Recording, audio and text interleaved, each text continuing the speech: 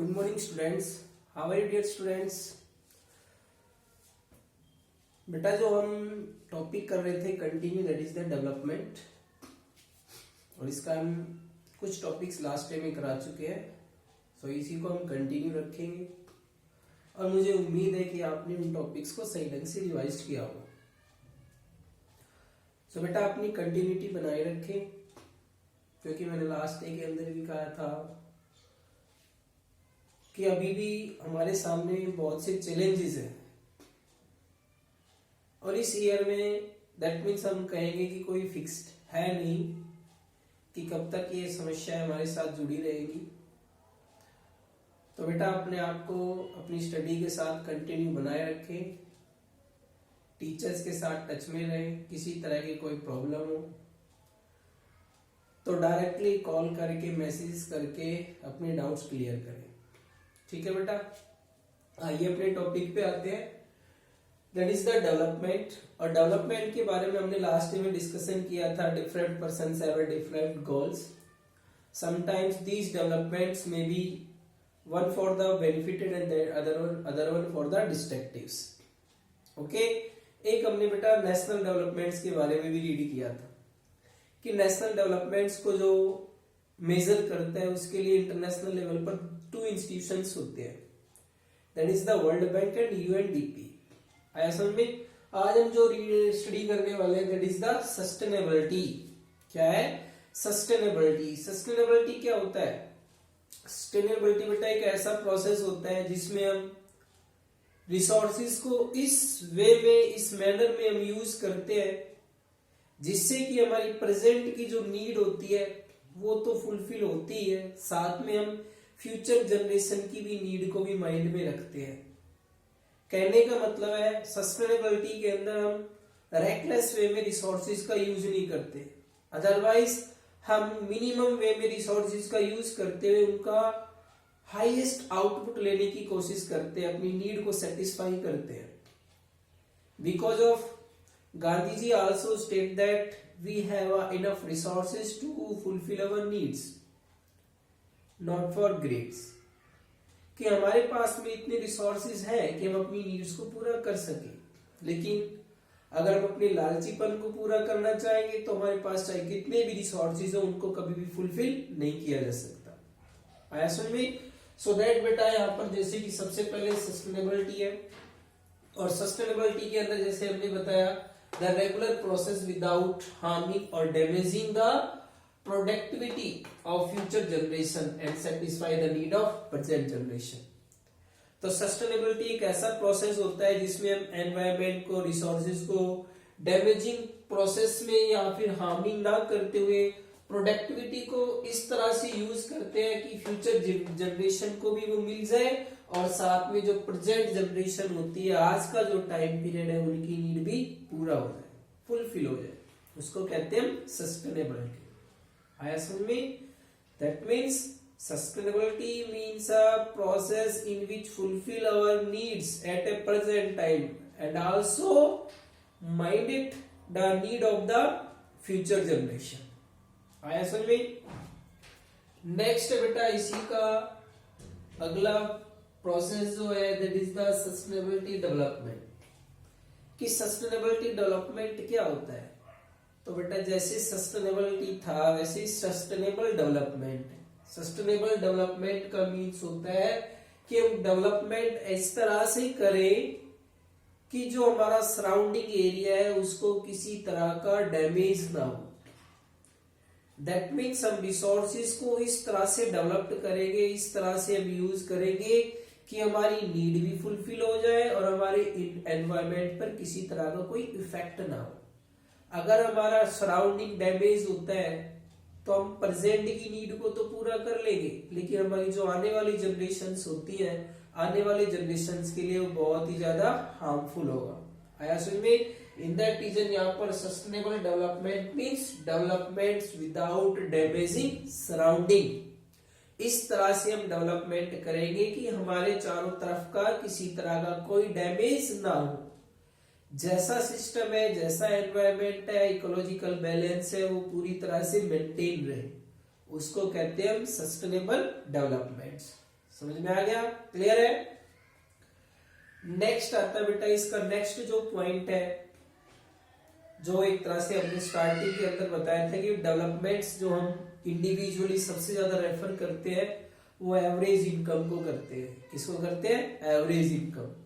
क्योंकि इनकम एक ऐसा फैक्टर है जिसको कोई भी नेगलेक्ट नहीं करता। एवरीवन चाहता है कि उसकी जो इनकम है डे टू डे के अंदर इंक्रीज हो, हर रोज एवरी ईयर कुछ ना कुछ उनका इंक्रीज हो। ओके, तो यहाँ पर बेटा जो एवरेज इनकम होती है, एवरेज इनकम कैसे कैलकुलेट करते हैं कि जो टोटल पॉपुलेशन है, total population divided by that means total income, जो हमारी टोटल इनकम है उसको टोटल पॉपुलेशन से डिवाइड कर देते हैं, then we find the average income और per capita income. For example के तौर पर सपोज करो कि भाई हमारे कंट्री की जो इनकम है वो 1000 है और जो पॉपुलेशन है वो 10 है, दैट मीन्स यहाँ पर पर्सन की जो एवरेज इनकम है वो क्या है? 100 रुपए है। लेकिन इसमें एक ड्रॉबैक भी है एवरेज इनकम के अंदर कि जो हमारी इंडिविजुअली इनकम होती है, डिस्पार्टीज होती है, उनको हाइड कर देती है। क्यों हाइड कर देती है? कि कोई तो यहाँ पर सपोज करो 1000 ही अर्न कर रहा है, कुछ की इनकम यहाँ पर 10 रुपए है, किसी की 900 है, किसी की 700 है, तो ओवरऑल जो कर दिया उनका एवरेज कितना फाइंड कर दिया? 100 रुपए फाइंड कर दिया, जो कि इंडिविजुअली यहाँ पे तो डेटास में तो इक्वल बना दिया लेकिन एक्चुअलिटी के अंदर इक्वल नहीं होते हैं। आया समझ में? तो यहाँ पर बेटा एवरेज इनकम या पर कैपिटा इनकम को हम कैसे कैलकुलेट करेंगे? Total income of the country divided by total population of the country. जैसे सपोज करो फैमिली में मान के चलो कि भाई फैमिली की एवरेज इनकम क्या है, तो एवरेज इनकम सपोज करो हमारे 5 फैमिली मेंबर्स है और 5 में से सबकी अलग अलग सैलरी है, कोई 20,000 है, किसी का 50,000 है, किसी का 30 है, तो किसी का 15 भी है। तो इन सब का सम अप करके उनको 5 से डिवाइड कर देंगे तो हमारा क्या निकलेगा? एवरेज इनकम निकल जाएगा पर पर्सन का। आया समझ में? क्लियर है? तो बेटा ये आपका जैसे हमने बताया इसने डिस्पार्टीज को हाइड कर दिया कि भी जो 15,000 अर्न कर रहा था उसका भी क्या निकल के आ गया? 25 और 30 निकल के आ गया। आया समझ में? नेक्स्ट आता है बेटा नेशनल इनकम। नेशनल इनकम कैसे कैलकुलेट करते हैं, कैसे हम उसको फाइंड आउट करते हैं? तो लास्ट क्लास के अंदर ही हमने बताया था कि जो अभी जब स्कूल रनिंग में थे 3-4 दिन पहले ही, तो नेशनल इनकम हम कैसे कैलकुलेट करते हैं बेटा? Sum of the total value of final goods. जो फाइनल गुड्स की वैल्यू होती है 3 सेक्टर्स की, प्राइमरी हो, सेकेंडरी हो, टर्सरी हो, इनको हम सेपरेटली कैलकुलेट नहीं करेंगे। इन सब का हम क्या कैलकुलेट करेंगे? फाइनल गुड्स कैलकुलेट करेंगे। तो sum of the final goods produced within the country, एक कंट्री के अंदर जो फाइनल गुड्स एक साल के अंदर प्रोड्यूस होते हैं उसको हम नेशनल इनकम कहते हैं। And income from foreign factor, और विदेशों से आने वाली जो इनकम होती है, फॉरेन से जो आने वाली इनकम होती है वो भी हमारे किसका पार्ट है? नेशनल इनकम का पार्ट है। कई बार ये क्वेश्चन रेज कर लिया जाता है कि सपोज करो कि हमारे काफी सारे एम्प्लॉइज हैं जो डिफरेंट कंट्रीज में वर्क कर रहे हैं, तो उनकी भी इनकम बेटा हम नेशनल इनकम में कैलकुलेट करते हैं। और साथ में जो हमारे कंट्री के अंदर डिफरेंट कंट्रीज के peoples employees as employ work कर रहे हैं, उनकी इनकम को हम यहाँ से माइनस कर देते हैं, देन वी फाइंड करते हैं नेशनल इनकम। आया समझ में? क्लियर है? तो नेशनल इनकम कैसे कैलकुलेट करेंगे? फाइनल गुड्स की वैल्यू प्लस में जो फॉरेन फैक्टर्स होते हैं, और जो यहाँ से फॉरेन कंट्रीज यहाँ से ले जाते हैं या फिर फॉरेन कंट्रीज के एम्प्लॉइज यहाँ पर वर्किंग में, उनको माइनस कर देते हैं। क्या निकलेगा? नेशनल इनकम निकलेगा। नेक्स्ट आता है बेटा इन्फेंट मोर्टेलिटी रेट। तो इन्फेंट मोर्टेलिटी रेट क्या होता है? इन्फेंट मोर्टेलिटी रेट होता है बेटा जिसमें जो हमारी अर्ली एज के चिल्ड्रंस होते हैं बिफोर द 1 ईयर एज, किसी रीजन से, पर्टिकुलर रीजन से, या फिर हम कह सकते हैं स्टार्वेशन से, या और भी कई सारी डिजीज की वजह से, या हम कह सकते हैं लापरवाही की वजह से जो उनकी डेथ हो जाती है, उसको कहते हैं infant mortality rate, that means the number of children die before age of 1 year. और ये हम 1000 में कैलकुलेट करते हैं कि 1000 चिल्ड्रंस में से हाउ मेनी चिल्ड्रंस की डेथ हुई है before 1 year, that is we called the infant mortality rate. और इन्फेंट मोर्टेलिटी रेट जो होती है वो हर एक कंट्री की, हर एक डिस्ट्रिक्ट की अलग अलग होती है. कुछ कंट्रीज में इन्फेंट मोर्टेलिटी रेट बहुत ज्यादा है तो कुछ में बहुत डाउन है. जिसमें हेल्थ केयर फैसिलिटीज अच्छी होंगी, एजुकेशन अच्छा होगा, पीपल्स अवेयर होंगे, वहां पर इन्फेंट मोर्टेलिटी रेट डाउन होगा. जहां पर पीपल्स अनएजुकेटेड होंगे, दैट मीन्स इलिटरेट होंगे, हेल्थ केयर फैसिलिटीज अच्छी नहीं होगी, वहां पे क्या होगा, ये रेट ज्यादा होगा. आया समझ में? हमारे भी कंट्री के अंदर इन्फेंट मोर्टेलिटी रेट इतना हाई नहीं है क्योंकि अब इंडिया में इम्प्रूव हो चुका है, काफी अच्छा हेल्थ केयर फैसिलिटीज प्रोवाइड हो रहा है. लेकिन जब हम स्टेट वाइज हम कंपैरिजन करते हैं तो स्टेट वाइज इसका रेशो अलग अलग हो जाता है. जैसे बिहार, झारखंड, वेस्ट बंगाल के अंदर, उड़ीसा के अंदर इन्फेंट मोर्टेलिटी रेट कुछ ज्यादा है. केरला के अंदर बहुत ही कम है क्योंकि पीपल्स के ऊपर उन्होंने ह्यूमन रिसोर्सेज पे बहुत ज्यादा इन्वेस्ट किया हुआ है, एजुकेशन के ऊपर, हॉस्पिटल केयर के ऊपर. यही कारण है कि वहां पर इन्फेंट मोर्टेलिटी रेट डाउन है. ठीक है.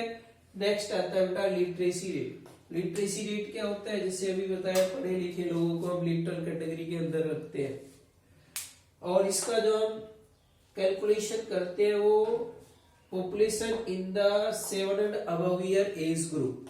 7 से ज्यादा के जो एज ग्रुप होते हैं, 7 इयर्स की जो एज ग्रुप होती है, जो एक लैंग्वेज को पढ़ना लिखना जानते हैं, they know about the one language, read and write, that is called the literate. Okay. और जो 7 साल या उससे अबव की एज में ना किसी लैंग्वेज को पढ़ सकते हैं ना रीड कर सकते हैं, वो किस में आएंगे? इलिटरेट में आएंगे. ठीक है भाई. तो लिटरेसी रेट भी हमारे कंट्री के अंदर डिफरेंट कंट्रीज में अलग अलग होता है. हम अपने कंट्री की बात करें तो बेटा हाईएस्ट लिटरेसी रेट जो है, जो अभी बताया, केरला के अंदर है. लोवेस्ट की बात करें तो फिर वही 4-5 स्टेट आ जाते हैं जिसमें उड़ीसा भी है, झारखंड भी है, बिहार भी है, वेस्ट बंगाल भी है. ये सबसे लोवेस्ट लिटरेसी रेट में आने वाले स्टेट्स है. ठीक है. आगे समझ. लास्ट वन आता है net attendance ratio. Net attendance ratio का मतलब होता है बेटा यहाँ पर how many students join the school, the age of group 6 to 10 year. 6 to 10 years के अंदर कितने बच्चे स्कूल ज्वाइन कर रहे हैं, स्कूल अटेंड कर रहे हैं, उसको हम नेट अटेंडेंस रेशियो कहते हैं. और इसका भी अलग अलग स्टेट में जो नेट अटेंडेंस रेशियो वो अलग अलग है. ठीक है. किसी में काफी हाई है तो किसी में बहुत ही कम है. जैसे कि फॉर एग्जांपल केरला हो गया और आपका जम्मू कश्मीर है, हरियाणा, पंजाब है, इनमें लिटरेसी रेट एवरेज हम कहेंगे. ठीक है. और कुछ स्टेट ऐसे जहां पर जो आपका नेट अटेंडेंस रेशियो बहुत ही डाउन है. ठीक है बेटा. तो इन टॉपिक्स को सही ढंग से रिवाइज करेंगे, लेसन आपका कंप्लीट होता है. इसके रिगार्डिंग कुछ क्वेश्चंस मैं आपको नेक्स्ट डे में सेंड करूंगा. उन क्वेश्चंस को आप कंप्लीट करके मुझे वापस भेजेंगे. ठीक है. आया समझ में? तो अपना बेटा केयर करें, घर पे बने रहें और साथ में स्टडी को कंटिन्यू रखें. ठीक है बेटा. Good bye.